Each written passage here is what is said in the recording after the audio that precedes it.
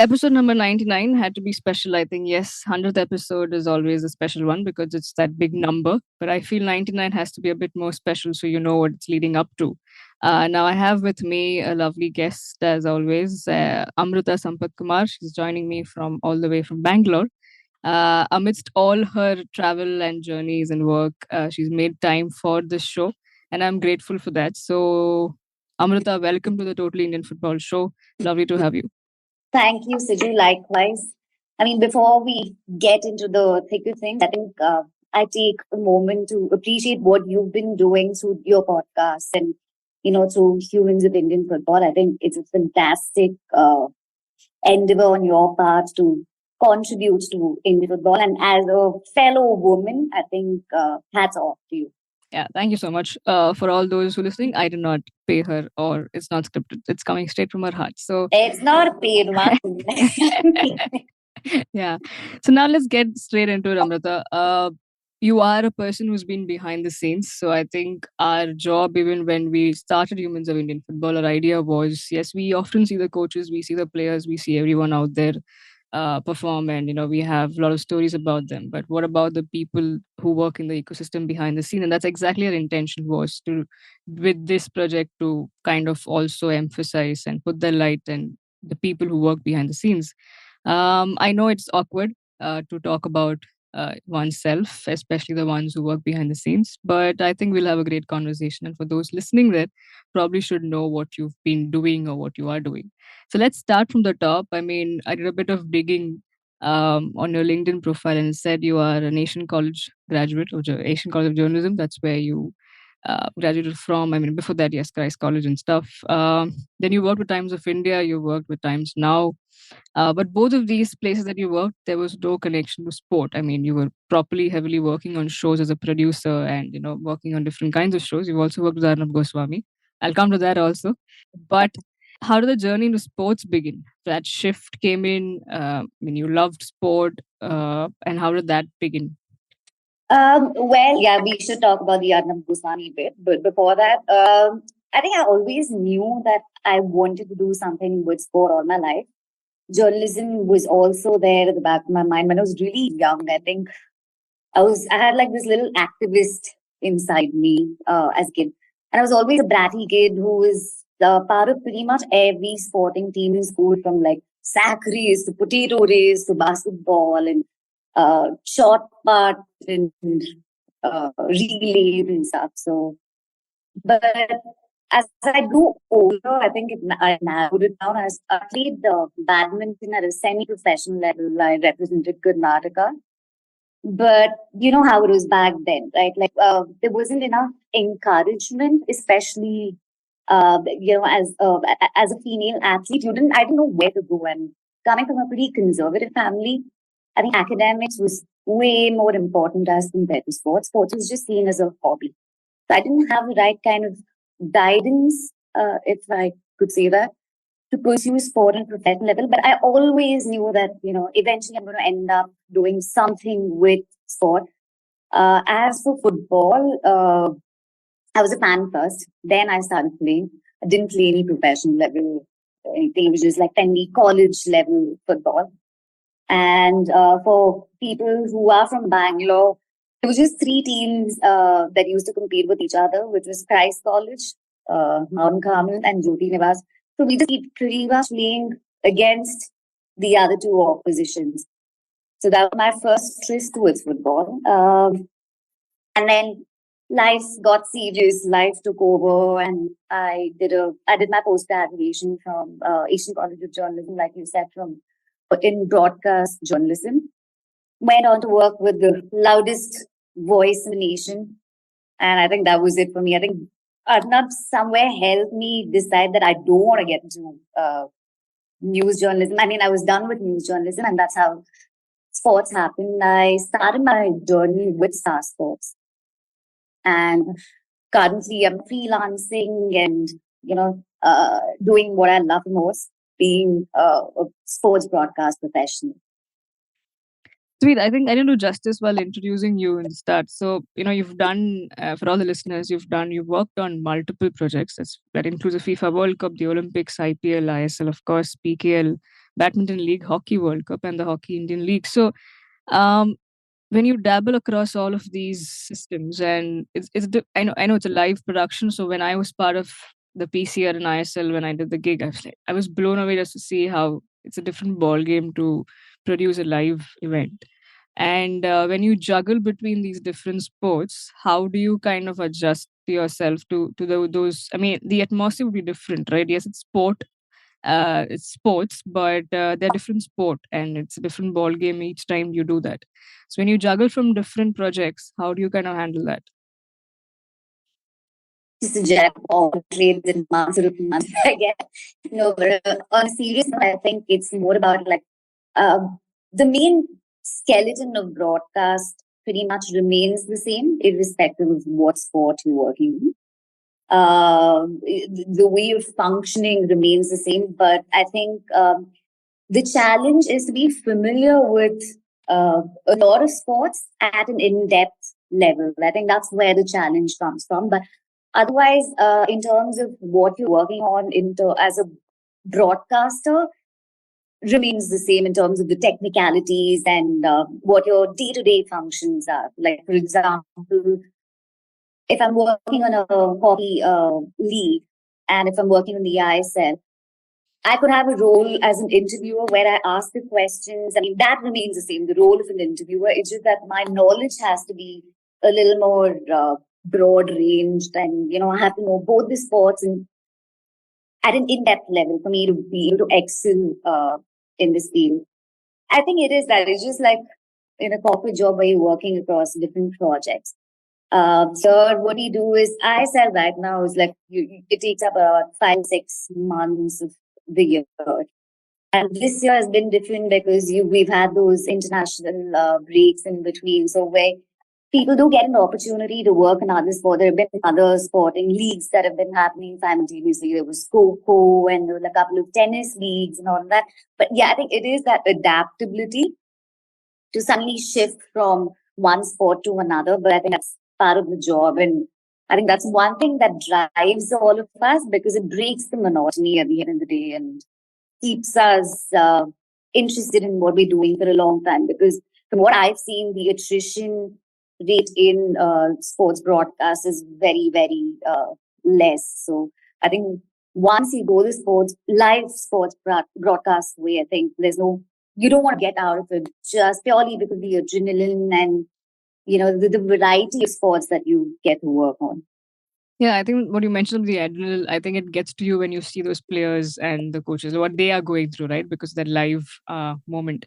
Now, I want to take you back a little because Asian College of Journalism, you mentioned you did your broadcast journalism, and that's something um, I'm sure when you were growing up, probably that's not something that you thought of, right? As a field that way. And journalism now, I mean, when we all started, it was just still growing with different aspects, and otherwise, it was just doing, probably when in those days when media wasn't like broken down the way it is now, it is just like literature students just going and pursuing journalism, right? But when you did specific course in that broadcast journalism, how helpful was that, and how was the course like? Honestly, again, when I graduated from ACJ, this is like 13, 14 years ago. It was at a very nascent stage, and even the political climate, and because of which media was very different back in the day. So we used to, I mean, everything's like so much has changed over the last decade that a lot of what we did back in college has become obsolete. And we used to run for getting archived footage from the ingest room where the tapes were kept. Then you go put it into a cassette player, VCR player, then record it. All of that, and none of that exists anymore. So it was relevant in terms of networking, and of course, relevant because we made a lot of friends. But apart from that, the technical aspect of graduating from a journalism school, I wouldn't say, there was much to take away from compared to what it is today. Of course, a lot has changed now in ECJ itself. They've become more relevant with today's times and what's needed. Uh, but I think for the broadcast students, especially, which specialize in television, we didn't have, I mean, there's been a big difference from what we studied in college as compared to what is required today. Right. And I think when I was also like looking at the stuff that you've done when you were in college, as you mentioned, you also mentioned you had an activist blood in you. So did that drive you to do those projects that you work? Like you did an investigative documentary on the auto driver, police, politician nexus in Chennai. And how is that like? And you did also a short film. And what was your thought process back then, and how did that go about? And has that helped you shape and where you are right now? Really shaped me as a person, yeah, to a certain extent. Especially living in Bangalore and dealing with the auto drivers here in today's times has, I mean, that is definitely heavy. But that investigative piece, I think, we have just young blood. So a friend of mine and I, we were the team that was shooting that part. So we had those spy cams, button cams in us, and we had our phones with terrible cameras back then, put in, quietly tucked into our pockets, trying to shoot at one of the RTOs in Chennai. I think it was Tiruvam or something, I don't remember. Uh, to a point where the guy realized, the RTO officer realized that we were videotaping him and came, we got a few blows, we got into a physical fight, the two girls, the two young blooded, hot blooded girls versus like this middle-aged RTO uncle. So we had to like run out of the RTO office, get into an auto, and yeah, I think the intention was there in terms of like, trying to expose the whole nexus between the politicians and auto drivers and all of that. But then execution wise, I think we were like too excited about it. And honestly, it's just probably lying somewhere in the archives of ACJ as like a small little story, which didn't really see the light of the day. Interesting. And now let's look at the part where I don't know if the nation wants to know, but I would like to know, and I'm sure the listeners also would be interested to know that how is it working alongside, like you mentioned, the loudest voice on television news these days? Okay. But where I start from, I think there's been a massive change in his personality. I'm not in touch with him anymore. I'm not anymore. But back in the day when I worked with him, it was fun. I think it was like a boot camp experience because he really trains you. I mean, give whatever his idiosyncrasies and all of that. I think I did learn a lot about professionalism from him and dedication and hard work. That's something I got to give to Arnab Goswami for instilling in me because I used to work directly with him. But that said, I mean, those are the only nice things. Apart from that, yeah, it was quite entertaining. I think I've seen so many. I've been part of situations where he's taken a chair and thrown it someone that I know.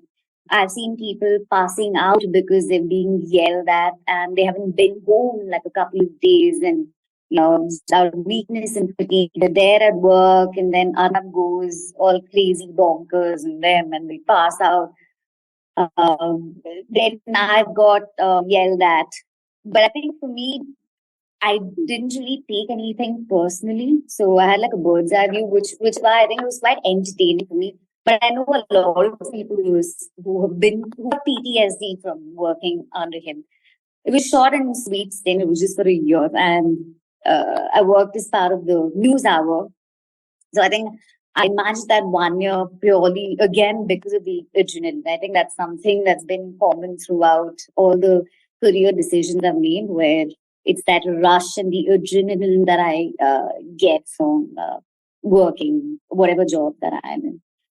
And about him personally, yeah, good. Interesting. Now, let's come back to sports before people switch off my episode with you. Um, you're now a very hardcore. Is that boring? Am I that boring, No, Siju? no, it's not. I mentioned Thank like you. what I meant was to come back to sports, right? To talk about football.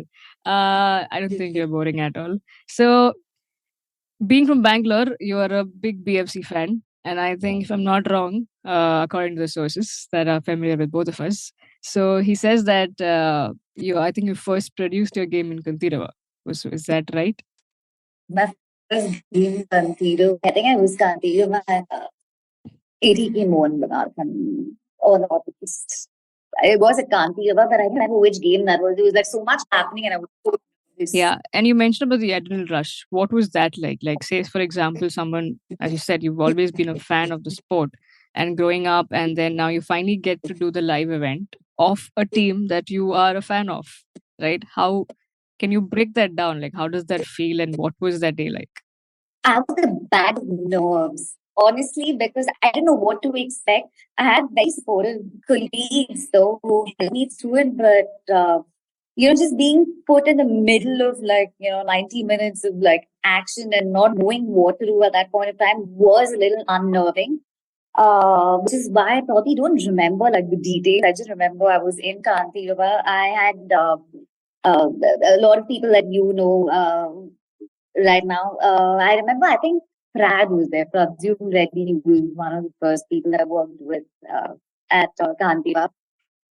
So, yeah, I think I was just a bag of nerves and I didn't know what to do. I was just told, okay, sit there and this is what you're going to do because I hadn't really shadowed anyone and it was my first gig with ISL and I quit my corporate job with Star Sport.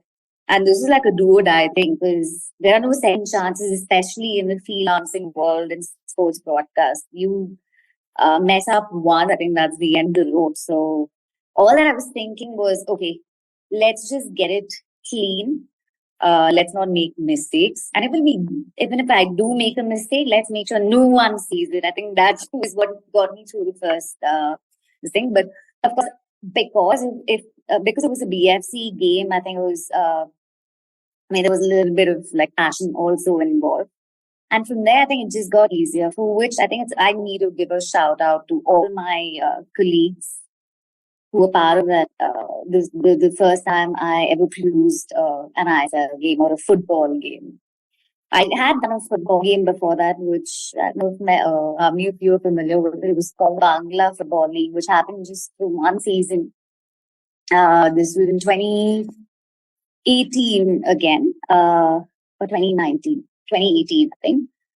This is an under 19 uh, football league that happened in Calcutta, which is another experience in itself because the final was between Mohammedan and East Bengal, and the match had to be abandoned because it became violent match. And that was also a tournament where I got death threats by East Bengal fans because cards were given, people were carded and were not really, the fans were not really happy with the referee's decision. So I walked out of the East Bengal ground and I have like a group of these gundas standing outside saying, giving me death threats. So I think even there I had this experience and then doing like a very sanitized league like the ISL, I think was kind of comforting. I like how you put that out with saying sanitized way of. I mean, I'm sure all the listeners must have just broken into laughter there. Um, Now you've done so many of the projects, right? I mean, I think the vast experience that you have with different sports. Is there a pick that you really cherish, the moments from different sporting experiences that you've had? I'm sure you'll have many, but if right now, if I had to ask you to think top of the mind, what would that be? I have a lot of things that I think just the first thing I think of is ISL. Pretty much been doing only ISL over the last few years. I think two bubbles in the ISL were like crazy, but if I have to pick one moment, oh, like, it's gonna be difficult. Can I get back to you on that? Yeah. Why do you think about it? Since you mentioned the bubble, I had this written down as well. I mean, you literally did everything during the whole bubble period, is what I was told, and from stories to interviews to getting the production done, and managing the floor and stuff. How now that You can take time to think about your moments, but take us through that period, because everybody who I spoke to or who I've spoken to, even otherwise, they've shared on social media about how difficult it was in that bubble. I mean, yes, we talk about the players and coaches going through uh, mental health issues and stuff, but for you guys to actually bring something out, you're at least still broadcasting, right? I mean, there are no fans, but you still have to work thrice or four times or 10 times more to actually produce those shows while you're seated in one place, with whole COVID, the testing that you'll have to go through in a day or in a week's span. How did that all play out? And then you had so many other different roles to play. uh, Take us through that. Well, I think honestly, there was a sense of gratitude because the rest of the world was, sitting at home, working from home, the laptop screen. I think whoever worked on the ISL during those two Baba seasons had the privilege of watching these matches live and doing, that kind of work. So there was always a sense of gratitude that, we were able to pull this off. And I think if I'm right, ISL was the only league at that point of time across around the world that successfully completed a season, the first bubble, without any outbreaks within the bubble. Yeah, there's a small stat like that. So I think it was a moment of pride also for all of us. And yeah, I think like you said, all of us had to do a lot of different roles because we had to do about 14 days of quarantine in Goa before we could interact with each other. So that was the difficult bit where we couldn't talk to each other for 14 days. The first 14 days after we went into the bubble, that was difficult. But once we started working, yeah, it was very dystopian when I look back at it. We were like those little machines walking around, and I'm sure a lot of people even otherwise can relate to how dystopic the time at that moment seemed. Yeah, so I think it was all hands on deck at that point in time. So all of us had to do whatever we could in our capability to ensure that the league completed successfully that season, right from, like the smallest of like the runners who used to bring us coffees and teas to the directors. I think it brought us all together as a uh, football broadcasting fraternity. Great. And of course, the funny part of it was we had to wear those N95 masks, and I had to ask questions. I had to interview the players and the coaches with the mask. And half the time we would the like Manolo would be like, I can't hear you. You remove mask and talk to me. And I'd be like, no, I can't be removing my mask and talking because we also have uh, these compliance officers, that's what they were called, who were looking at us from, you don't know whether like those Indian police or the traffic police guys, where they're hiding somewhere and making sure that you're wearing your mask. So I used to be shit scared about like, what if I'm incidents where someone's been caught without a mask and a photo of that person has been sent and shared, and that was a shame. Not shame. I think we were also like even a warning that we might be taken off ISL if we didn't comply with that. So yeah, it was difficult managing, especially with the managers, because we had to maintain a 6 feet distance while interviewing them and wear a mask. Wow. And ask them questions. And this was in the middle of the afternoon in Goa. Great. I mean, that's like saying when I was given a feedback saying throw your voice, I'm sure you literally had to throw your voice at 6 feet of a distance with a mask. I'm sure that statement there must have been like throw everything at it so that the question can be asked and heard. But yeah, absolutely. But it was fun. It was worth. I think those kind of experiences don't happen more than once in life. That's always fun. No complaints about any of that. So right now, can you tell me probably if you can break down a day, like what it looks like for a broadcaster, producer of a live event, of a live sport? And we often look at T-1 as, match day operations. I've worked on ground for a tournament and I know how crazy that is like. But how does T-1 or say the day of the match, how does it look like? And if I had to ask you to break it down for, audience, if you can just take us through that experience. Well, so what we do is we travel. Usually, match day -2 is ideally when we go to the venue. And should I take ISL as an example? If I take ISL as an example, there are like it's divided into three crews. Every crew has a producer, different set of cameramen for each crew, and you travel match day -2 or match day -3, where you go. There's something called the rigging, where you pull all the equipment, you rig it, and which is like an extensive job, which usually it's the cameramen who do all of that. Then you also have the EVS machines, which take care of the relays, and you have EVS operators. Match day -2, finally we rig, which means putting all the equipment in place, and everything is run by satellite to fiber. So, which means your communication to, say, if the main broadcast is happening through a hub, which is Mumbai, all the venues need to communicate with that city, which is Mumbai. So, for which it's either done through fiber or through satellite. So, you do all these checks, match day -2, make sure everything is in place, or if there's an issue with a camera, if there's any kind of equipment issue, you make sure that you have enough buffer time to fix those issues.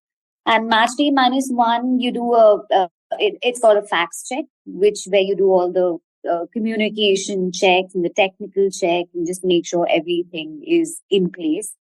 And you don't leave anything on match day. Match day is when you go and you produce the match. But apart from that, behind the scenes, we also do all the interviews with managers, with the players, which you see in your pre-shows and mid shows, where the producer goes and talks to these players and interviews them. And that also gives us enough time for it to be edited and to be played out on match day. And while you're doing this, you're constantly preparing for the next venue, which could be, you're probably in Guwahati right now, and your next venue is Kochi. So you're constantly preparing like that for like a period of 5-6 months. Great. I mean, when you speak that out, I don't think people actually can fathom how the volume of it. But I'm sure, I think everyone needs to probably get one day experience of what it goes behind the scenes to actually bring a live match or a live event. Now, you've worked with so many different kinds of people, like whether it's in the PCR or even with the comms teams, right? And there has been so many different kinds of people that I'm sure you have stories with everyone. But if now I had to ask you, with different kinds of people that you work with, especially in the comms team, and I think that's what would interest most of our listeners, because you've had worked with Pradyum, you've worked with right now with Eric and Pula and Mace, always just being there, and even different languages and stuff, but mainly looking at the English speaking ones. How has that journey been like, and what's the relationship that you share with these guys, and any funny anecdote stories that you have? Please bring it on. Oh, yeah, I mean, it's absolute fun to like work with all these guys. Each one is a character by themselves. You know how Mace is. Mace is always like this funny man. This guy who's there. With Mace, I remember it was the first bubble, and he was part of the bubble. And you know how it gets for for especially these the foreign commentators. Where around Christmas time, they have a lot of they become homesick. So that bubble, the first bubble where Mace was really homesick. So he thought he'll, pep himself up, and he decided to order a Christmas tree on Amazon. So even we had certain protocols in place, even if we had to order something and get it delivered at the hotel, the package had to go through a whole sanitation process, so you wouldn't get it immediately and all of that. Yeah. And I think Mace got this Christmas tree that he had ordered. He was able to see it only on the 23rd or something. And he'd ordered it like a month ahead and it got delivered like a couple of days before Christmas Eve. And he had pretty much told the whole world about it, and because he was really excited about it. And so, yeah, so as usual, he invites all of us for a little Christmas party. And we go in, and I'm really looking forward to it because Maze had given this whole build up about that Christmas tree and how it got like, and we go there, and there's like this tiny 1 foot Christmas tree in the corner of his room. And he didn't know, he'd gauged the size wrong. Mm. Mace, I'm calling you a boomer if you're listening to this. So he didn't realize that the size is going to be a different size. So he just went by the pictures and he thought it's going to be like a big Christmas tree, I think like a 6 foot Christmas tree. And he got lights accordingly for a 6 foot Okay. Christmas tree. Wow. And it was like and the poor Christmas tree was hidden somewhere in the corner. So that's one of the things that I remember with me. And with Eric, the first time I worked with Eric again was during the bubble. I think that was the second bubble. Before that, being a BFC fan, I had this huge uh, fangirl moment when I first interviewed Eric. So, then eventually to like work with him and work with him as a producer and him as a commentator, I think it was like a full circle. Prad has his own idiosyncrasies, of course. Yeah. Prad being Prad. Yeah, it's a lot of fun. So, I mean, it's like a little family, like an ISL family that we all have with the commentators, and I think it's so important to have that kind of rapport with these guys because you're working day in day out for like 5 months. You Yeah. have to keep the mood light, otherwise it really gets to you. Yeah, true. And now that you spoke about the guys on the comms team, right? How crucial is the relationship between a director and a producer? Because you're actually sitting together. And I've seen it. So you sit together while the game is on, or it's a pre-match show, the post-match show, or the halftime. And there's a lot that goes before also, I'm sure, in the, as you mentioned, in T-2 and all of those things. But throughout the season, how does a relationship between the producer and director develop, and how crucial is that for for a live event, for the success of a live event?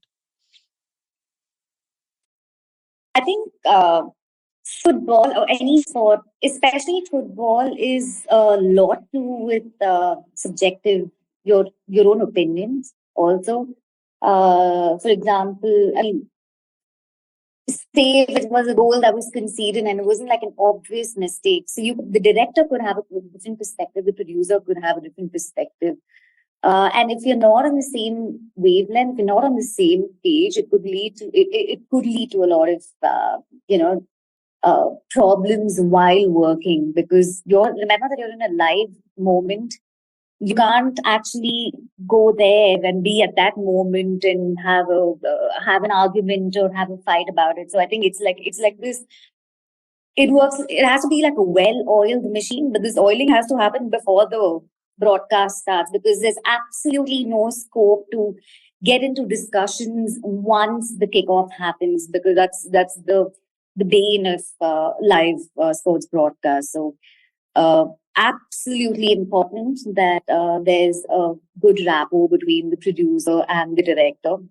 And I've been fortunate enough to like work with directors who are very experienced in their fields and in their particular sport, especially with football, where I like initially when I joined, I needed that kind of guidance. I needed some hand holding because I was very new to the sport and broadcasting aspect of the sport, especially.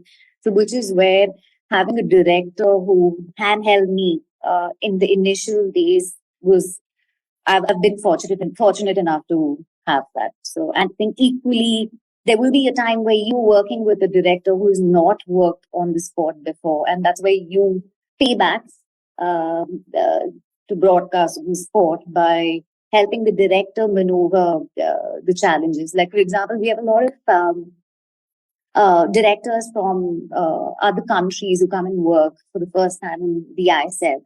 So they are not familiar with a lot of Indian players. They're not familiar with, they're expecting a different standard, say a Premier League. But Indian football has its own challenges, has its own pace, if I may say so. And sometimes it becomes difficult for them to identify certain players, even the famous ones. So that's why the producer comes into the picture and, steers the ship, the broadcast ship. Sweet. I think great. And I hope you're still thinking about The moments I asked you, I hope you're still thinking in your head and you're ready with the answer. But before you answer that, I think we'll keep that to the last. One small bit I have is I'm also told that you worked, not to do with football, but it really caught my eye, is that you've done a boat race league in Kerala. You worked on that. Tell me about that. I mean, that was, I don't know why it didn't happen again. Like, it was like, it was so different. It was so lovely to work on that. You know about it, Siju, obviously. This Sikh boat race. This is called the Champions Boat Race. If I was right. Yeah, yeah, it's Champions Boat Race. And every week we had to go to one backwater in Kerala. And this race would happen. So I would ideally travel on a Thursday and the race would be on a Sunday. And it was very new for everyone.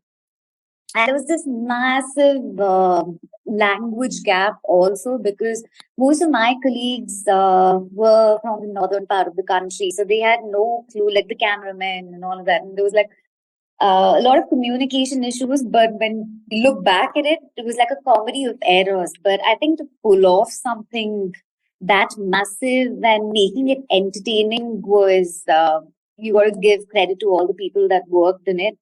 Initially, when we started, none of us knew what the rules were. So there were certain rules that we made up as we progressed in the tournament.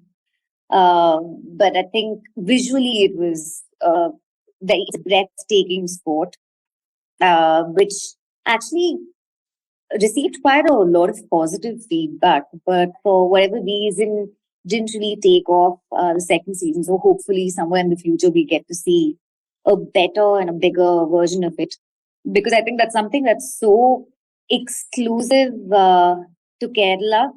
It can't be replicated in any other part of the country. And it has so much culture, so much Yeah. history to it.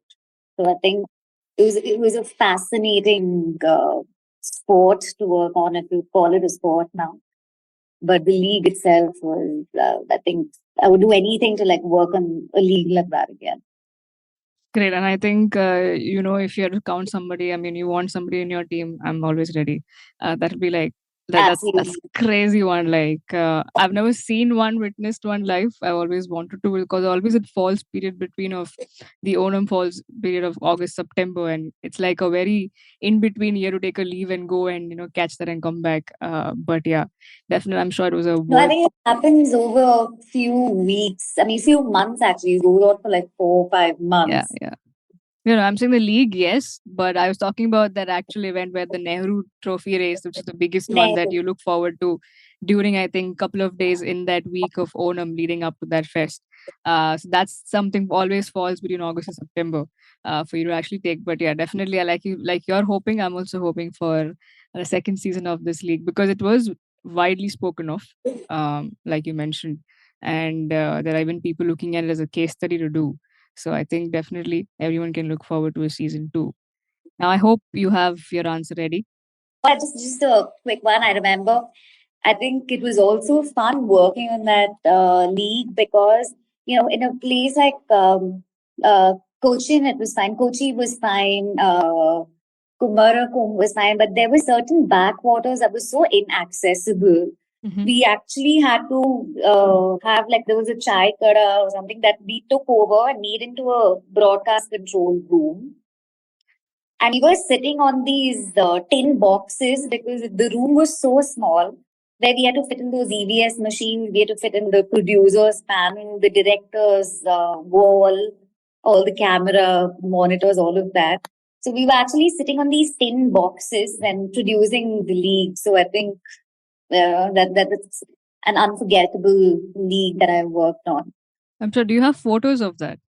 Have you shared them? Let me check. Yeah, yeah, that'd be a crazy sight of actually. I mean, you actually use the right term of chai kada. For those who don't know, it's called a tea stall, but it's like those roadside tea stalls where you've put up on, maybe on wheels that are roaming around. But I think to turn that into a PCR, crazy. I mean, kudos to everyone who was part of that. Finally, coming to the concluding bit of, I hope you now know your answers or what you want to share, your favorite moments from across sports. If you want to pick any one, go for it. If you want to pick one from each of the sport that you've done, you can do that as well. Favorite moment, I think, favorite or funny, okay, I'm thinking in terms of funny. Favorite moment, I think, was when I got to commentate on the Kabaddi World Cup, which was like a very last minute thing. I was just thrown into the middle of it and said, "You will commentate on this match." I had to go commentate on a Kabaddi match for the World Cup that happened in 2016. I think that's something I will never forget. But that's kabaddi. In football, I think there's so many, it's difficult. I remember again, the bubble times were very memorable because you pretty much had nothing else to do. So a lot of it would register in your mind. Otherwise, the Yeah. rest of the seasons, you're traveling so much. It's like every second day you're traveling from like one part of the country to the other. So it's, you're kind of in a day, so it's difficult to like remember everything. But I remember the bubble period, the one before that, where every time, but this is when Khalid was part of, was manager for Northeast. Every time we'd go for an interview, Khalid would be like this, Khalid guy would be this sweet person who would always offer us lunch Hmm. or something to eat, and we had to deny. After a point of time, it got to a point where I had to start making up reasons in my head before I went for the interviews to say, no, I can't have the food. You know, I had to come up with like, no, I have a stomach ache today. No, I just had lunch. So it got to a point where before preparing for the interview, I had to prepare an answer for to say how to say no to Khalid Bhai politely for lunch or snacks or whatever he'd offer us while during the interview. Then I mean, I can't think of anything specific, but with Kabaddi, I remember one of my first ever interviews. I was a rookie and it was a two camera setup, so it was a pretty complicated interview. And we had to do it late at night. And this is a very famous Kabaddi player who is like poster boy of Kabaddi back in the day. Uh, so we set up the interview, all of that is done, and this is pretty late in the night. And because it was a two camera setup, didn't, I mean, I was not supposed to come in the frame, but it was awkwardly placed so where I had to like, crouch a little and put place my hand on the desk for support. And this was in one of the players' apartments, the flatlets that they used to stay in. So I be ready and all of that, and I'm leaning in an awkward position where my hand is rested on a study desk to my side, and the player enters, and we start rolling. And throughout the interview, he just has like this very uncomfortable expression on his face, and I'm wondering what is it because the questions that I'm asking is making him uncomfortable or what it is. I just couldn't really figure out. And then he was sharing the flatlet with another player who would just in between come in the shot and start giggling and then walk away. And it's very puzzling. All of us are wondering what's happening, me and the cameraman. Later, after everything wraps up and we're about to leave, the player comes in hurriedly, comes where I'm standing and he puts something into his pocket. And then I realized I got up, the lights got switched on after the shoot. So they put all these langos to dry on that study table. Throughout for like an hour, I've actually been leaning on those langos and asking him questions. So I think that was like the last interview of that player I ever did. I never seen his face, or I don't think he's bothered, talking to me after that. So that was one of the funny incidents I remember. That's like I know. I mean, the fact that you've worked for so many years and on different this thing. I think we can do another episode just talking about moments and anecdotes from each of the sporting event that you've done. But I think this is a crazy. It was a crazy lot of fun. I enjoyed it. I'm sure our listeners also enjoyed this. I hope you did, and I hope. Yeah, when you started, you mentioned that you don't like talking about yourself, but I hope I managed it well. So it was fun for you as well. Absolutely loved it, Siju. Thank you for this opportunity. Yeah, I think this is like my first podcast, so this next time I'll be better prepared. Just warming up to this. Would love to share more such anecdotes. It's always interesting to know what the other person does, right? Like I've always been curious as to what a podcast, how a podcaster does it. And yeah, good. like, thank you for having me. No, thank you. I think the pleasure is mine because yeah, like I mentioned at the start, stories behind stories, and especially people behind working behind the scenes. If we can even do 1% of telling people, and that's why people come to us or watch our shows or whatever, listen to our shows and follow us. I think so. This will definitely enlighten everyone, and hopefully, we meet. You're in Bangalore, it's a city that I keep coming to. And yeah, whenever we am there next, we'll definitely meet up. Thank you so much, Amrita. It means a lot. I may not be able to express it on my face right now, but it does mean a lot for you taking time off and doing this. So thank you very much. Thank you and good luck for all your future episodes as well. Hope to see Thank you so you much. soon. Yes. Yes, absolutely. To all the lovely listeners, I hope you enjoyed this episode. If you didn't, I don't know what you were listening to then. This is the Total Indian Football Show, episode number 99 with Amrita. So follow us and subscribe to our show. We are available on all the leading audio platforms. And this could be the first episode that you may probably also get to watch on our YouTube channel. I know I've said this promise many times before, but hopefully this will go out on YouTube and you get to see the guest as well, as awkward as it was for Amrita to hear that. But yes, that's a surprise. But thank you once again to everyone. This is me signing off.